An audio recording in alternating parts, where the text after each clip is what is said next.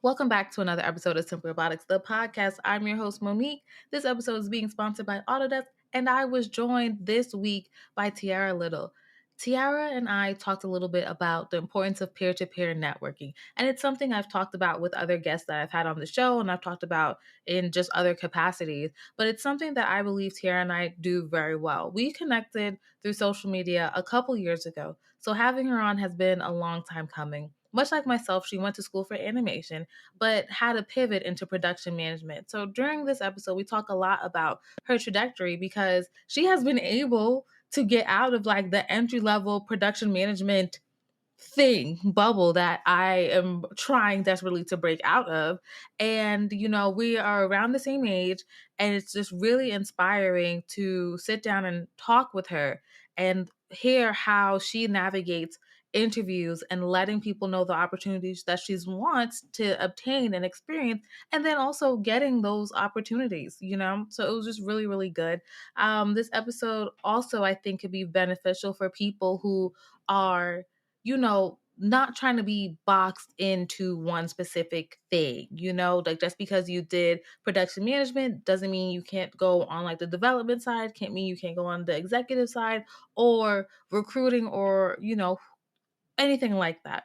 So I just really think you guys are going to like this episode, and I will not hold you any longer. Let's start the show.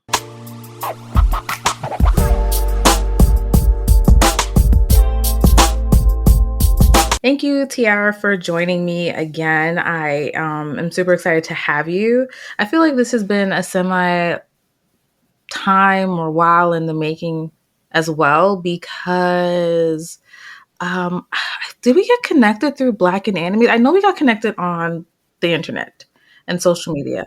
And I feel like you were on their episode, and maybe Bree was like, hey, you need to such and such or something. And then like you reached out to me because you had some stuff that you were doing too that was a bit similar to Diverse Tunes. And maybe we could go into that about how much of that stuff, if you're still doing it or not. But yeah, so I do remember you being on that show, and then I was like, oh, well, gotta let time pass before I can have you on. And then, this global pandemic happens and whatever. But we ended up both being at Netflix together, which was exciting for me. I was like, oh, hey, there's people here that I kind of know too.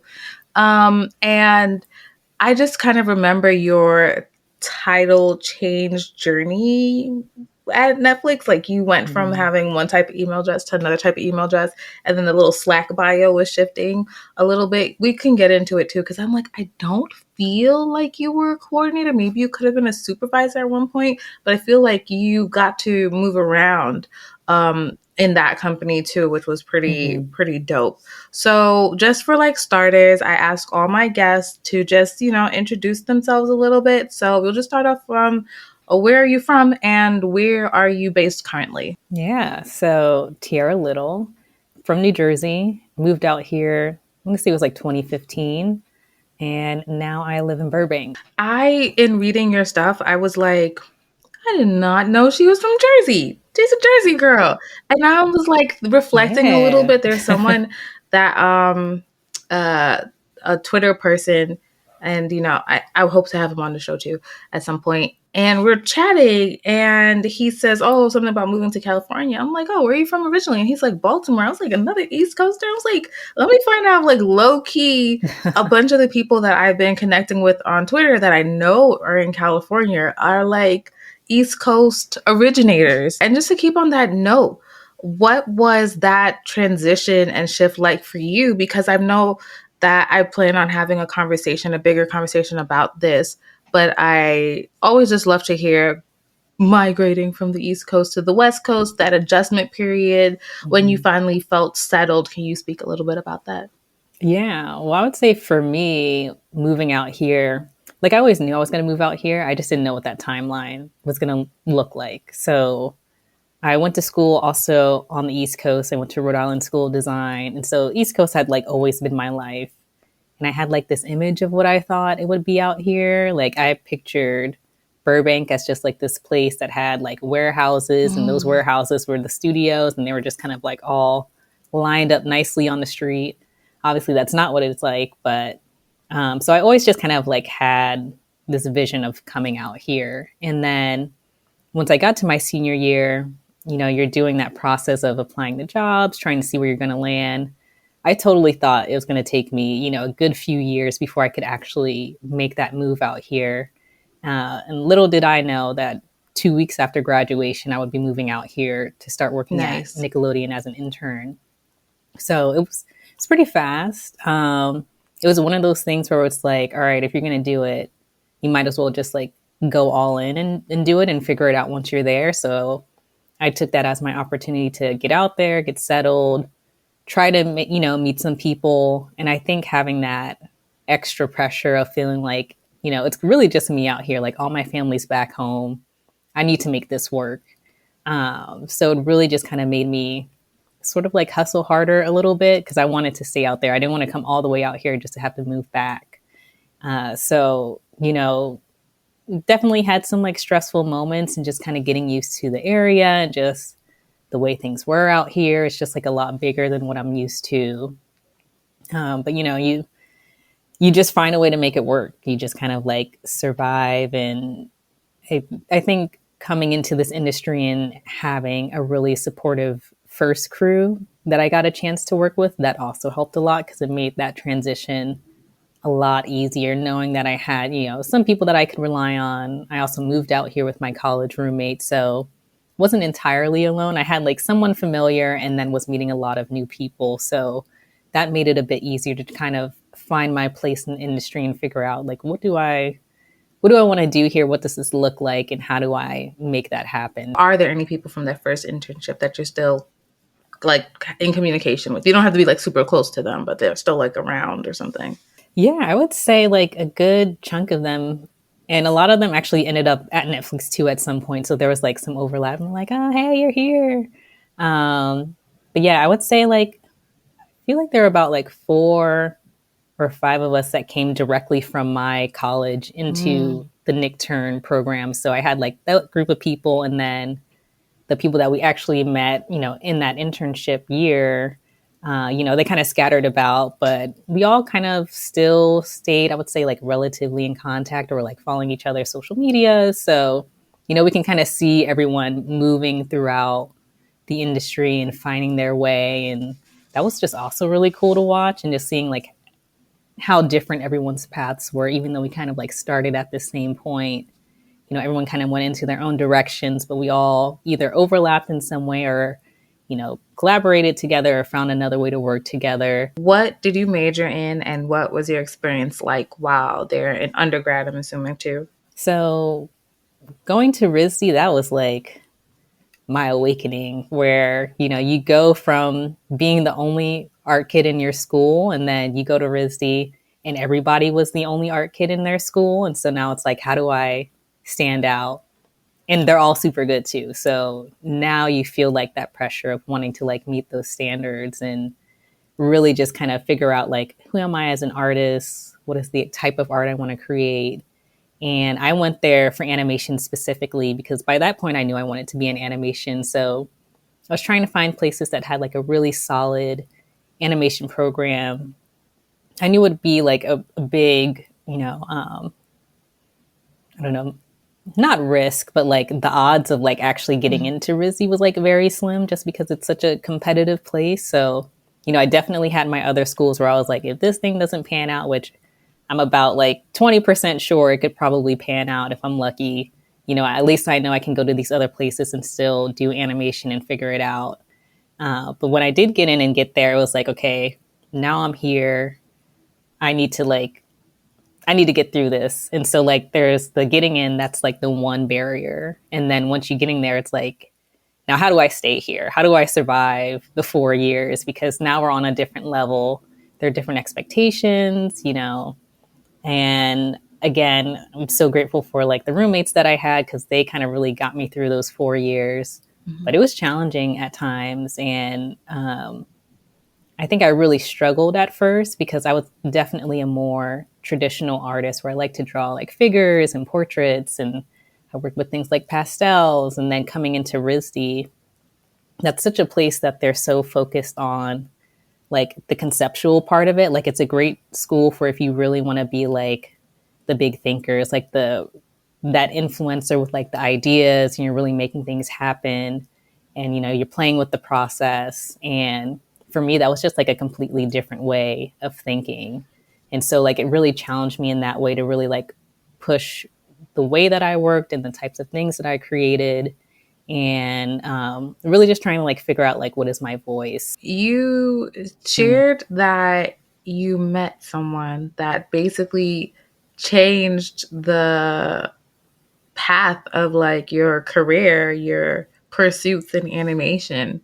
Um, let's hear the story. Who was this person and why was it so like pivotal for you? It was funny because it was something that I just was not expecting. And like, I'm one of those people where, like, once I decide I want to do something, like, I'm on that path. Nothing stands in my way. I'm just kind of like bulldozer going through until I get Mm-hmm. to that thing that I want. And so, like, up until that point, I'm like in RISD. I know I'm going into animation. I know I'm training to be an artist. The next phase for me was figuring out like what type of artist in the industry do I want to be? Do I want to do character designs? Do I want to do color? Do I want to do storyboards?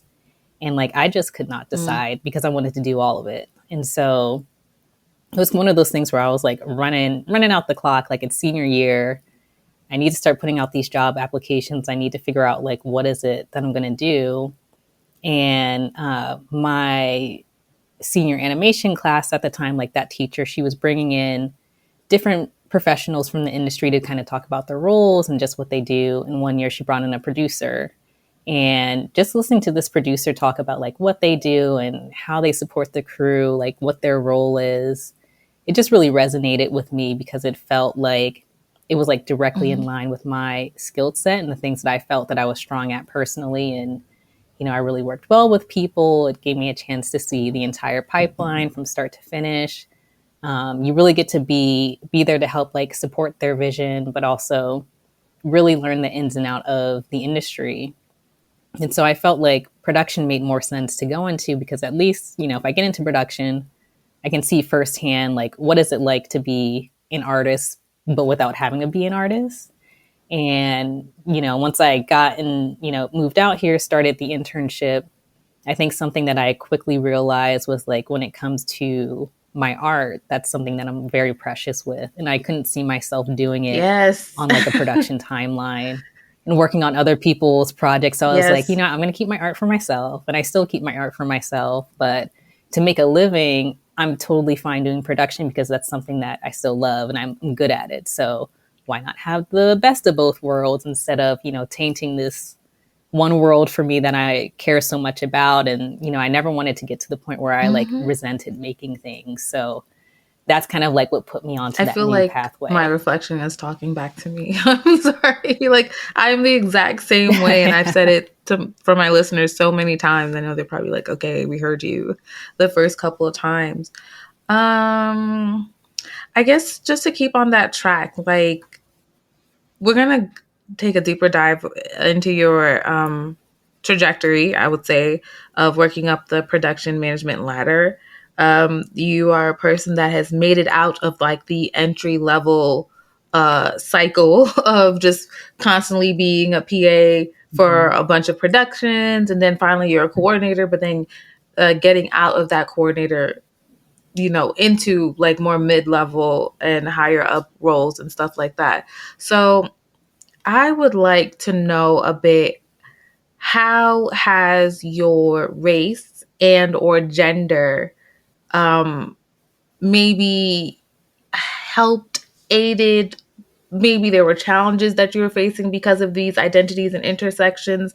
Was there any sort of that, like how do you navigate yourself with trying to move up in this industry that we already know is very white male, but when it comes to production management it's actually very white woman centered, or that's just who's Mhm. there in a lot of these positions, and just constantly or maybe constantly having to show that you are qualified, you have the experience, you're knowledgeable, all that sort of stuff.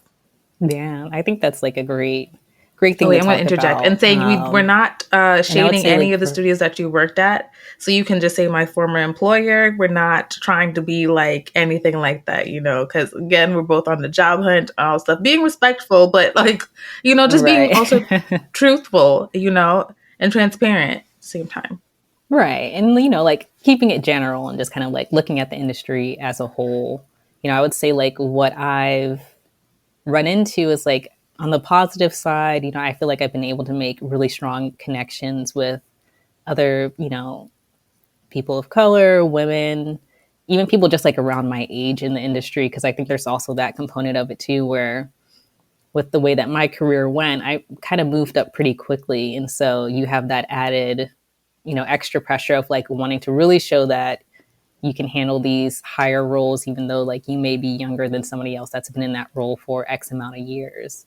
Um, so for me, I think that just kind of like strengthened the bonds that I had with people that could kind of relate to that experience and understand what that's like and building those support systems and, finding a mentor and things like that.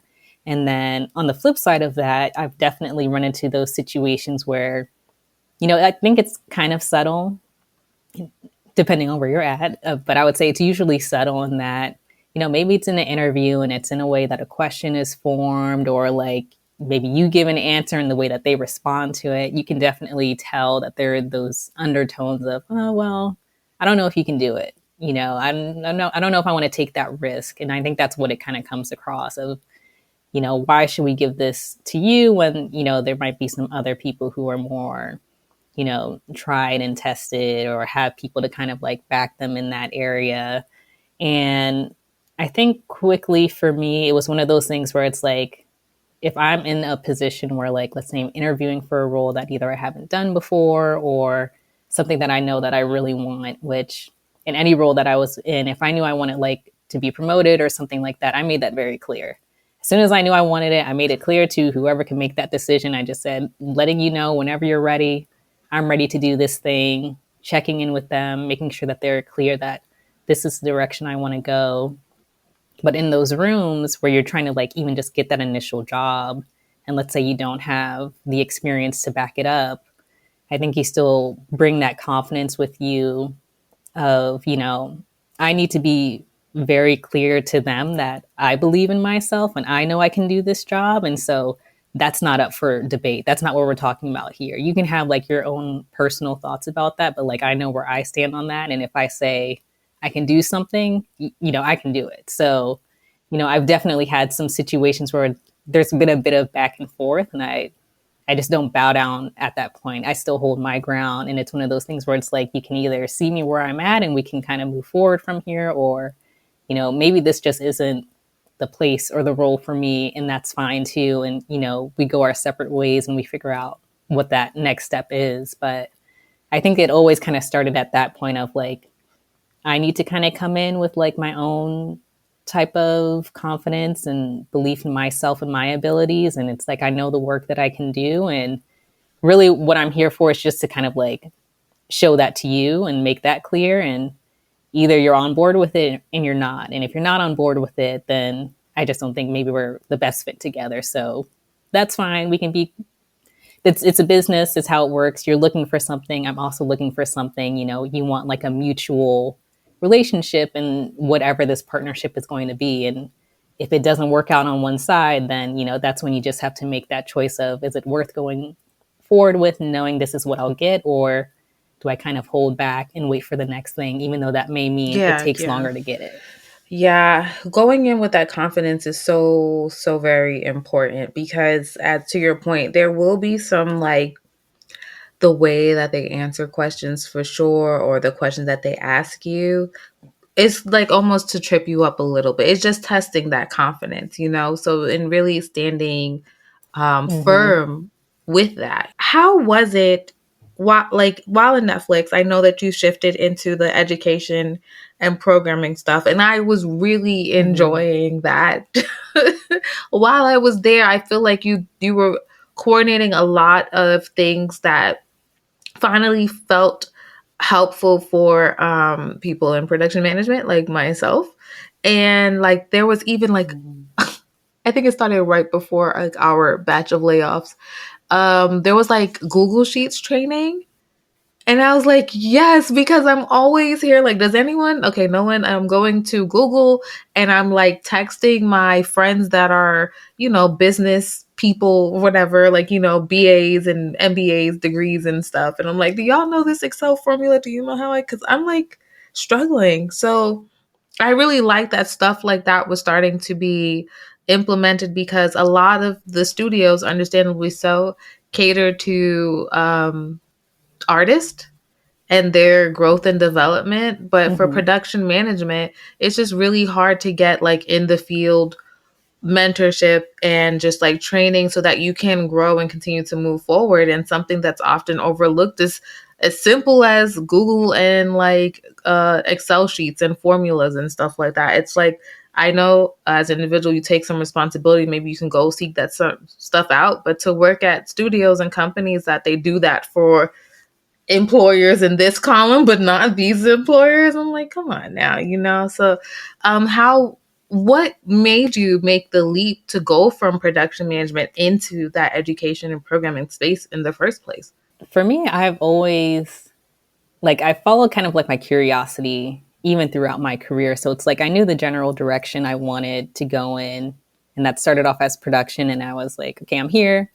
Let's see how far this goes. Let's see how the roles start to change the higher up you go, and like what are the parts of the roles that I like, and maybe what are the parts that I don't like so much. And so as I was kind of like making my way up from like PA to coordinator to PM, you start getting closer to where it's like, okay, so I know my options from here are really like producer and producer, line producer, AP or something like that. So, kind of looking at like what my producer did, and she's amazing as a producer, Amanda All right.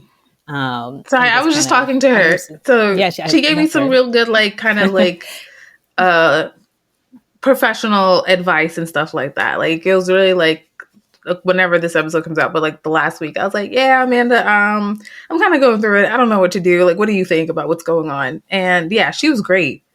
So I could only imagine what working with her was Amazing, like. yeah. Oh, I mean, I'm so fortunate to work with her, and she's like really who brought me into Netflix. At the time I was just at Disney as a coordinator, and she was the one that was like, "We have this PM role. I think you would be great for it." And she really fought Yeah, for as me a to from get into coordinator to there. So, PM, that's like I owe so unheard much of. to her. Yeah, so always grateful. And then I also loved it when she also came over to artist management, which is what the education team was under. So I was like, this is just perfect place. We're still kind of working together in our own ways. But when I was in as her PM and I was starting to look at, okay, this is what it would mean to be a producer. Is that what I want to do? I think I started to feel like I was getting further away from some of the parts that I liked, which was I like seeing the creative. I still like really having that like hands on the ground connection with the coordinators and the artists. And it's not that you don't get that stuff as a producer, but your priorities are different. You're looking more at the bigger picture. You need to be more, focused on kind of like that business aspect, and you're more of a kind of not like a middleman, but you are that in between, between the crew and the executives and what that looks like. And so it's just a whole different world, in my opinion. And so I was like, okay, well, what are the things that I do like? And, because of some of that stuff I did outside of work with like Animation Network and my no hiatus, and I had already kind of been leaning towards something more in outreach or talent development. I wanted to do something in education and training.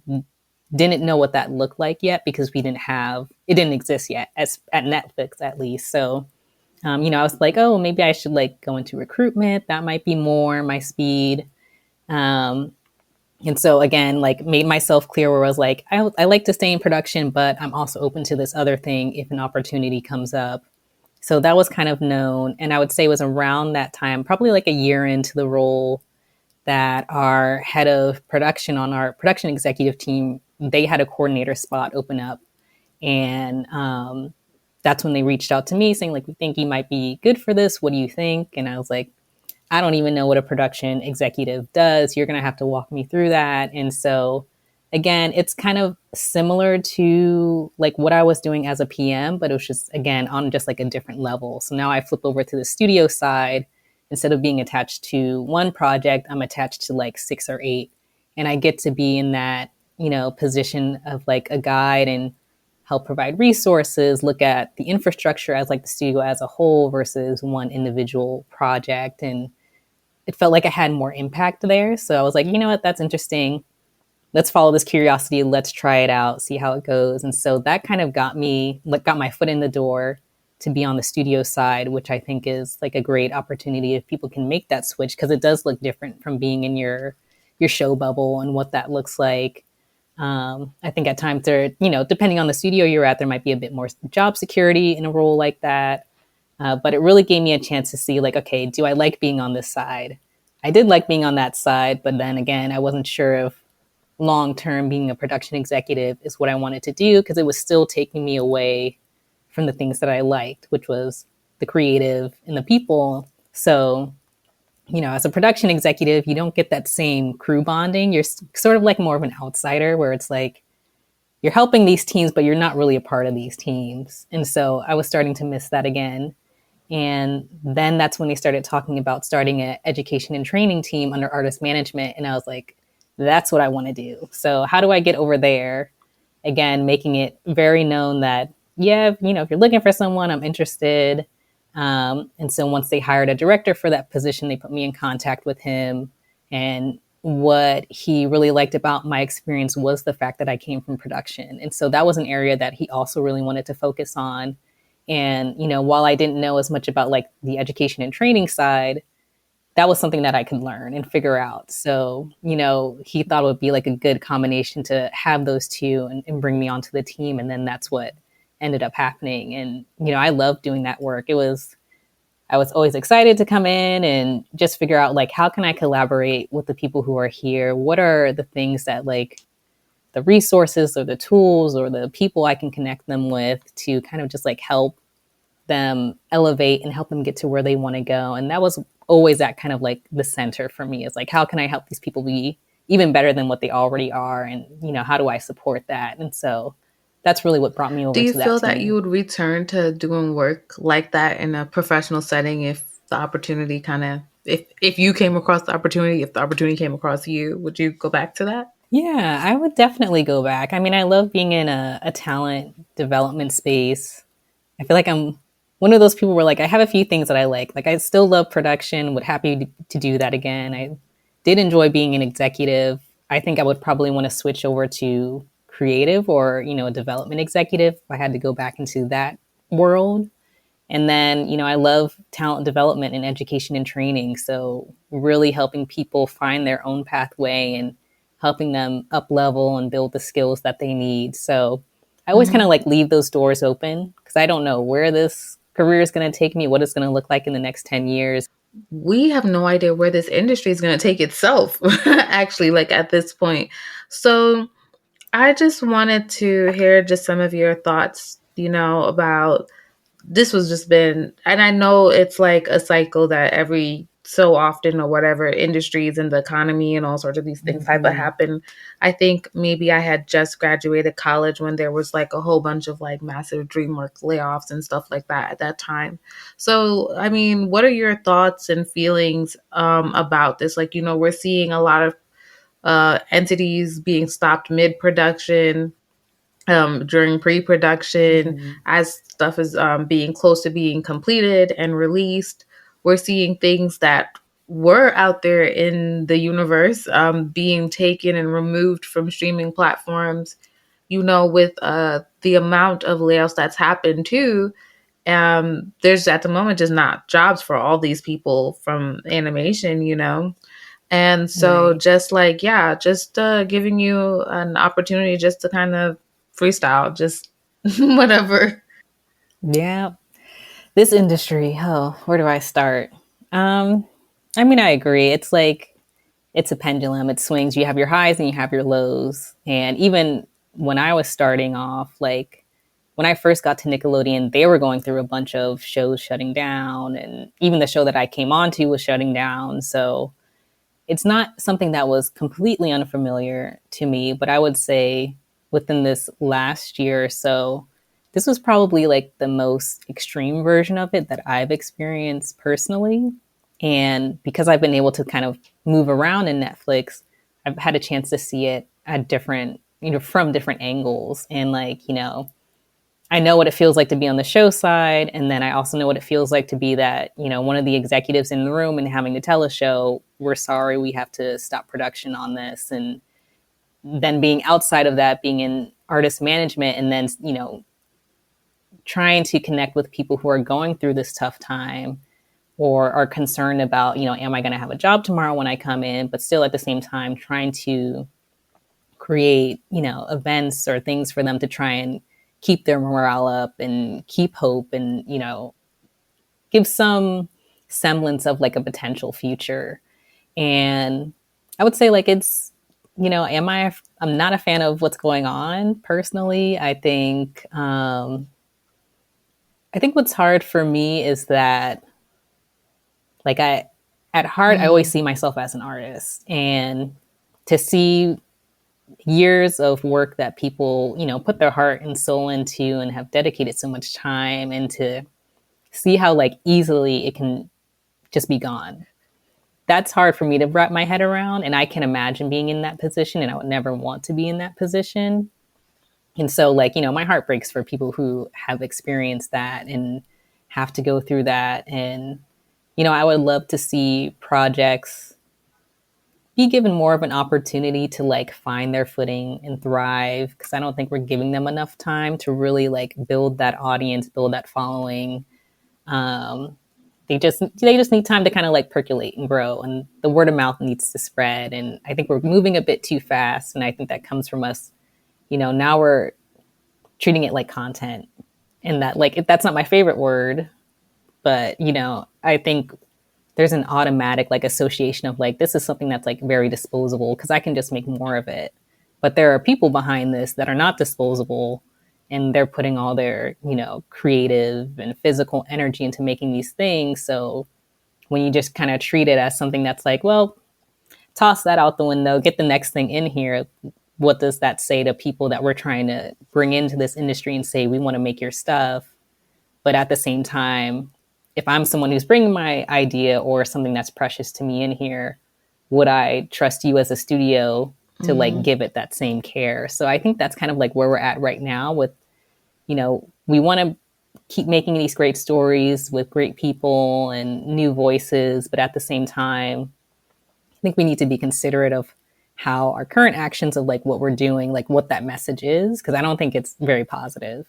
And I think we can get back to a better place, a better direction, but I think it's gonna take us some time to get there for sure. So I want to be hopeful and say like things can change. I just don't know what that Yeah. timeline looks Yeah, like. that was really good. I think we're going to leave this part of the show right there and pivot into talking Mm-hmm. a bit about some of your favorite shows and movies.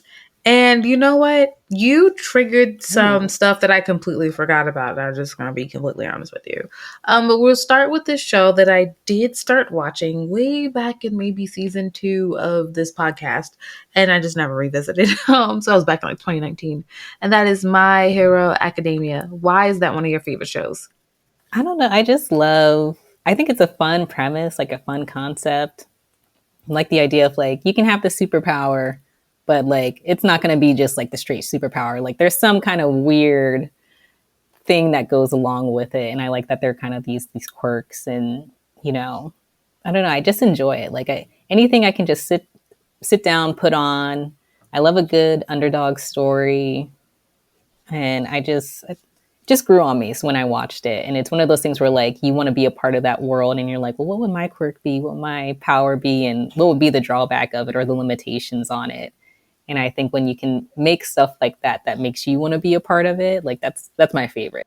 Do you have a favorite moment from that show?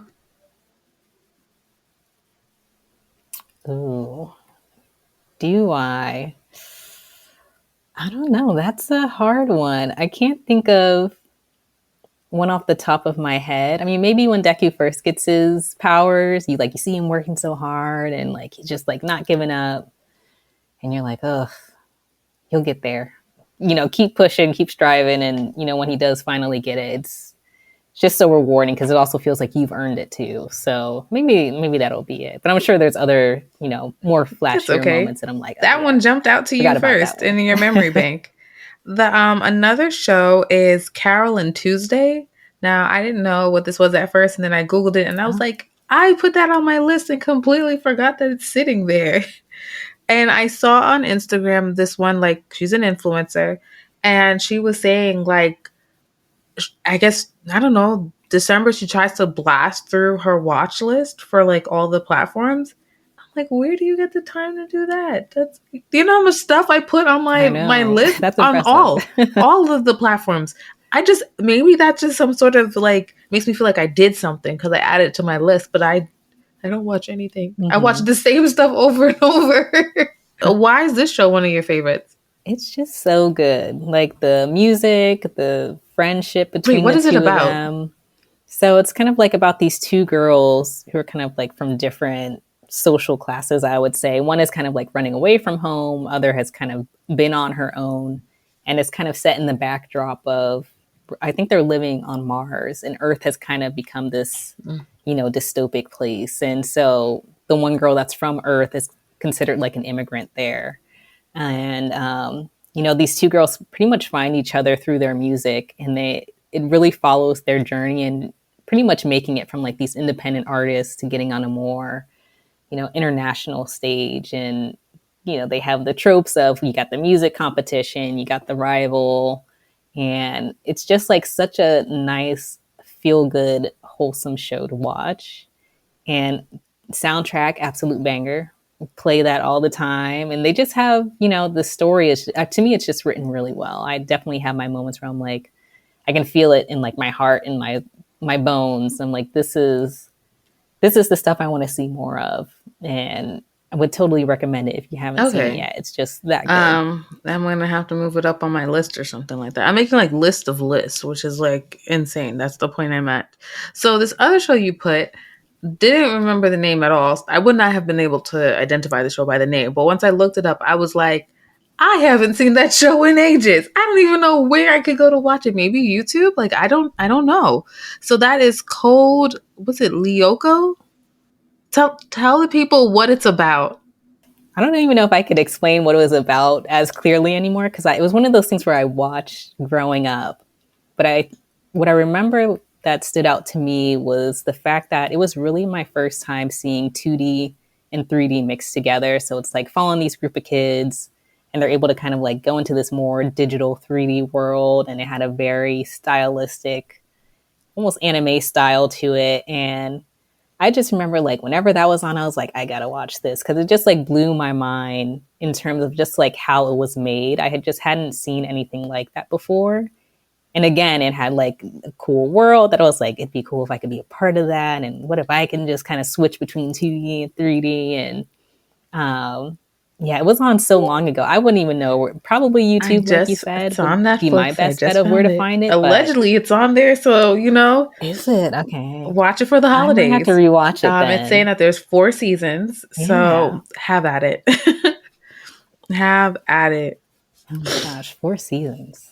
Yeah. So, we're gonna move on to your movies, and your movie list was really good because I haven't talked about any of these movies before. So let's just start with Tangled. Why is that one of your favorite movies? I just like with Tangled, it's one of those things where like I could put it on, rewatch it as many times. Like I like the music, I like the characters. I like that I don't know, they're like not the perfect version of like what their typical tropes are. And, with Rapunzel, she's a little bit quirky. And then Flynn Rider, definitely not our typical prince. And Mother Gothel, she's got a lot going on, but you can't look away from like everything that she's doing. And so it's just like very feel good for me, and love the story of it. Um, yeah, I don't know. It's just one of those things where I was like, this is for some reason now one of I my remember, I favorites. think I saw that one in theaters. And originally I wasn't too crazy about going to see it, but I was like, whatever. And I would say that I really liked the visual treatment with it, like all the flowers and being out in the earth, and this just was so Hmm. like really painterly with it, you know, and it's as Yeah. CG as it is in terms of the Pixar style and all that sort of stuff. It still had a lot of softness to it, excluding characters, Hmm. completely excluding characters, and I just really can appreciate that for what it is. It's not one that I've seen often, though. I will say that maybe I've seen it like 3 times or something, which is almost even a lot. But a movie that I have seen a lot is definitely one of my favorites. As problematic as it may be, is Pocahontas. Why is it one of your favorites? No one has Hmm. ever said this on the show, so this makes me really, really. This makes like 5-year-old me very happy right now. Same, same. I mean, for me, it's like that's the OG Disney movie. I was like, run it back, put it on. It just I love Pocahontas as a character. She just felt like very strong to me. Love the setting. And I also visually just loved how it treated. Like my mind always goes back to that, I think it's when they're doing like the Savages sequence and you get like the strong blues and orange and it's like just very intense and she's running through the forest and she's trying to like stop them from killing John Smith and I'm just like this is intense, and there are a Yes, few intense yes, moments in that movie which you don't see a lot, and so I'm like ooh, but even like at that time she was like I don't know, I can't remember when Aladdin came out, but like that was like the darkest yeah. princess we Hmm. had for a while. So I think that also just naturally drew me to her because I was like, well, she doesn't look exactly like me, but she's got something different going on that I feel like I can relate to, even with like her relationship with her friend. Like, I don't know. I think there was something about it that just made me kind of latch onto it where I was like, okay, this is mine. And then Aladdin came out and I was like, love Princess Jasmine again, because I think, she was a woman of color and she also has like a stronger personality to her. Um, and, they're always going to have like their issues just Right. because of when they were made. But for me, it's one of those things I Yeah. can put on and Same. still enjoy it. I don't know. They should just leave the movie alone. Don't try to Mm-hmm. like correct it, and obviously no live action that wouldn't work.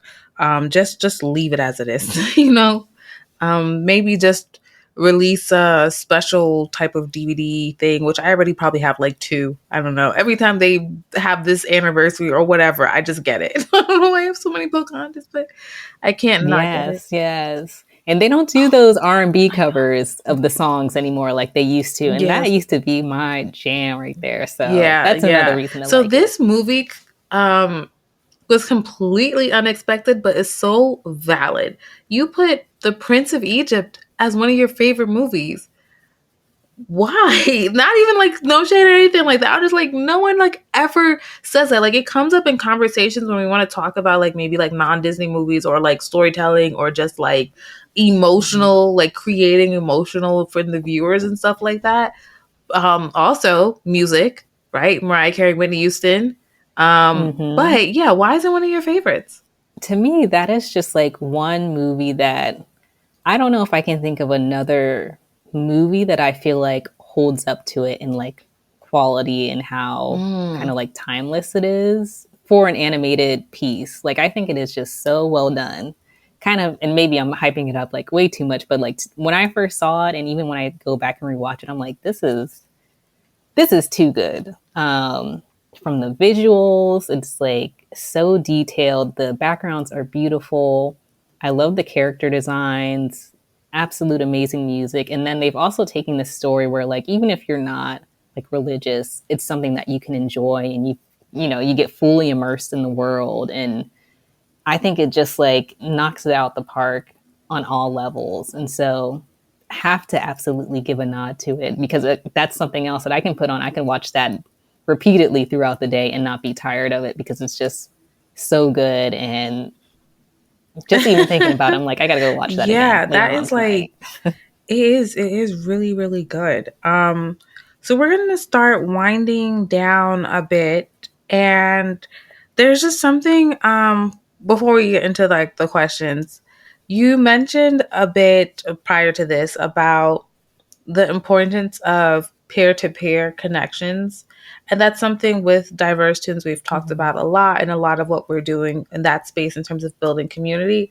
A lot of what I do with my show, I say it is talking with my peers and building connections. You know, I have like loosely tried and have had some like uh more senior level people in their careers, but I just end up really just picking people who are all in the same level with me, so to speak. And Mhm. why, what is the importance of just peer to peer networking to you and connecting?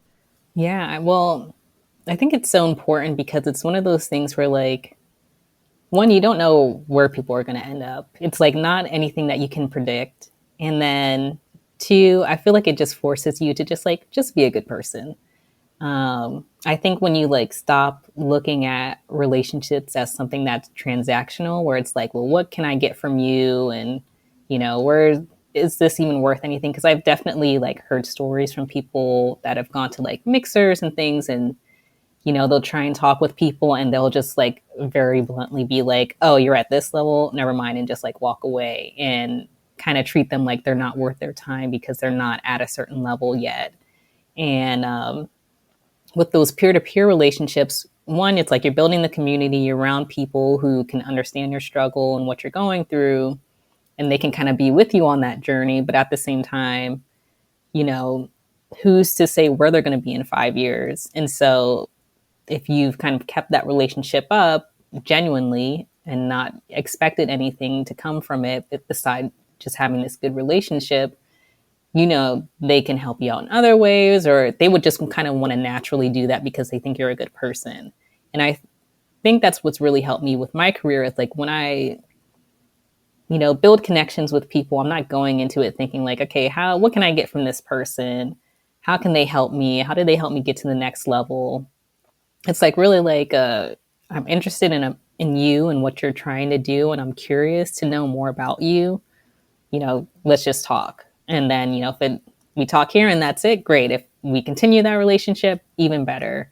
I don't try to go in with too many expectations besides, I just want to build a friendship here and leave that for what it is. And if, you feel compelled to help me in some way, or if I want to help you in some way, then that comes from a place of, me caring about you and wanting the best for you versus, well, I think I'm going to, if I help you now, you scratch my back and you put me into this role. And I think it starts to get a bit messy in that way. So, not just looking up to network, but looking, right next to you and seeing who's here, what's also in it for them, and having this friendship with me. How can we kind of help each other grow together and push each other and, you know, really look at it that way and not so much as a competition. Because the way that I see it is like when you're looking at like success, if I see one of my friends succeed, I'm not going to be like, oh, that should be me. I can't believe like it's them. Like if I see them succeed, the first thing that goes in my mind is like, oh, if they can do it, that means that I can do it. So like that's actually motivating because it just shows me that the possibility is there. So I don't see it as like a barrier. So if you come at it with like, oh, I'm trying to compete against this person, there's like that saying, like a rising tide raises all ships. Like if they're going up, that means we can all go up. Like how do we all support this thing and get behind it and support? Like that's what we should be trying to do, not trying to, drag other people down or talk down on them just because they made it to a certain place at a certain time and you feel like you should be there. Everyone's journey looks so different, and you just have to kind of give your journey the space it needs. And if you can find some solid, genuine people that can kind of be there with you as you're on it, that should be the goal. And so that's kind of like the way that I look at it So with networking. poetic snaps, poetic snaps. If I had like sound effects, I don't think I have the appropriate one for that moment, but like that would go there. Maybe an air horn from the East Coast type of thing. No, that's just so true and so important for you to say. And again, my little heart is feeling it. And I think I'm going to take this time to say, and that's what I really appreciate about being connected to you and being able to see your journey, because to your point, it's like she's doing it, I can do it too. But also it's been helpful for just encouraging me to stand firm in like my next step, in that like I am personally just I don't want to be a coordinator anymore. Like, guys, please. Like, I understand, and enough people have been like, well, you never know. You can, like, no, I don't want to get trapped. Like, I don't want to get trapped. These people are looking for coordinators. And yeah, I could take this opportunity because it's better than nothing, or maybe the team and all this sort of stuff. But, like, I'm still going to end up being a coordinator and for the duration of this project. And if they may not have the budget or whatever to have something higher than a coordinator. This is what they want. This is what they're allocating for it and whatever. So, seeing your career journey from the short time that we've been connected, it has been very inspiring for me again, just as a young Black woman in similar space. Like, I don't view you as competition, which is not a threat or shade to you at all. But I'm just like, yes, she's doing it. I'm gonna be right there too doing it.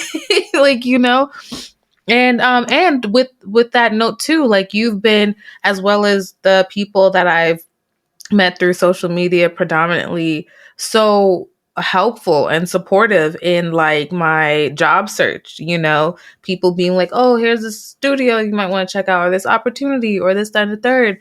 And it is like, it could be, the community could kind of be what you make it to be at the same time too, like I think, yeah, there are some factors that happen that like are not pleasant experiences, of course, but in terms of like community and peers and interpersonal relationships and stuff like that, like you kind of get what you put out at the same time, so I feel like we're all a real reflection of each other and trying to be genuine. We're passionate about the same things, and at least I feel lucky that no one that I'm really cool with has been like turned out to be something unruly, so that's kind of Mm-hmm. that. So to pick it back up again, I asked you a couple of questions, and I believe the first question is, what animated character would you say you're most like?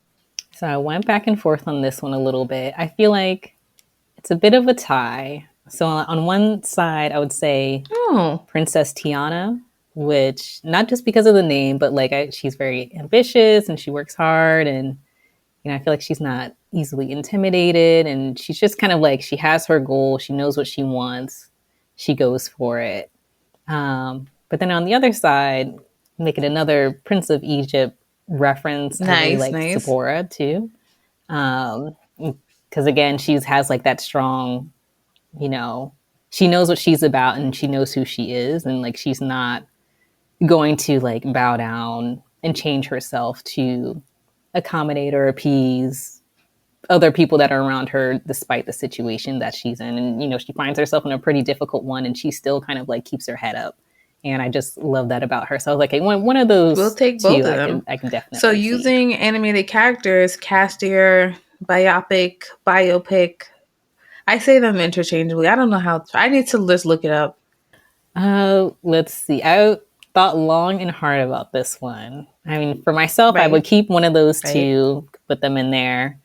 Um, for my husband, I was like, I could see him as like a General Shang type of character. Like he's Mm. very responsible. Like he really kind of like, I don't know. I feel very like, okay, he's organized. He's got this thing under control. I feel confident like leaving things with him. He's very reliable. So I'm like, okay, I could see that. And then I decided to cast my dog. Her name is Momo. She's a 2-year-old Shiba Inu. And I don't, have you seen the anime Spy Family? Are you familiar with that? There's like a little girl character on there named Anya Forger, and she has kind of like these um, and I know I'm going to mix the words up. She can basically like read minds. I don't remember the official word for it, but she's like super cute. But she definitely finds herself in mischief and trouble. And I was like, that reminds me of Momo. So I'm gonna give that to her, and that would be my cast. So, lastly, if you were stuck on a desert island, what two characters, animated characters, would you prefer to have with you? Okay, I decided to go with one of them would be because I figured like, okay, I need some people who can like cover my blind spots. So I went with Moana as one because I feel like she can hold her own. She knows what's going on. You know, she's used to island life. She could maybe give me some tips. So I said, keep her. Yeah, you know, she could fish, she can make a boat, so maybe we can get off. And then this one, I don't know how I got to this one, but going back to Pocahontas, I was like, why not Kocoum? I feel like he's got that protector vibe to him. I would feel very safe if he was on the island. Again, I feel like he would know what he's doing and like surviving out there. Because that's the one thing that I don't have the skill set for. I'm definitely more like glamping and that type of thing. So I need people who know how to survive and can teach me to do the Right. same. So I be love those that. two. Well, Tiara, this brings us to the end of our episode. So if the people want to connect with you, maybe learn a little bit more about you, maybe they're seeking advice or just trying to start to build their networking, how should they go about, just reaching out to you? Yeah, so they can find me on LinkedIn. It'll be Tiara Little Ito now, ITO. So I just Oh, recently got married, trying to make that transition with the names. And also on Twitter, which I believe it's just underscore Tiara Little. And I'm just available there. So reach out anytime, send any questions. love Happy that. to Love that. connect with Thank you so anyone. much for taking the time and chatting with me and, just being your authentic self. We love it. Tiara brings like this sense of calmness to the conversation, which I really, really appreciate. And I just knew she was a Taurus. I just knew it. And so, as she said, you can connect with her on LinkedIn and Twitter. You can find that in the episode description and in the show notes. Me, you can find me on all social media platforms at SimplyRobotix, SimplyRobotix. I am also on LinkedIn. You can find all that sort of stuff through my website, SimplyRobotix.com. There you can get the podcast planner workbook. You can book consultations or any sort of audio, video editing services. Patreon, where you can watch this episode in its entirety. And there's going to be more stuff happening. I am getting back into live streaming on YouTube specifically first. So make sure you subscribe to the channel, as random things are just going to start popping up with that. So with all that being said, thank you so much. Let me know what you think about this episode via social media. If it's on comments, if it's just, messaging back, replying back to my newsletter, that people have been doing that. That's really fun. Commenting on Patreon. And I will see you guys next time. Bye.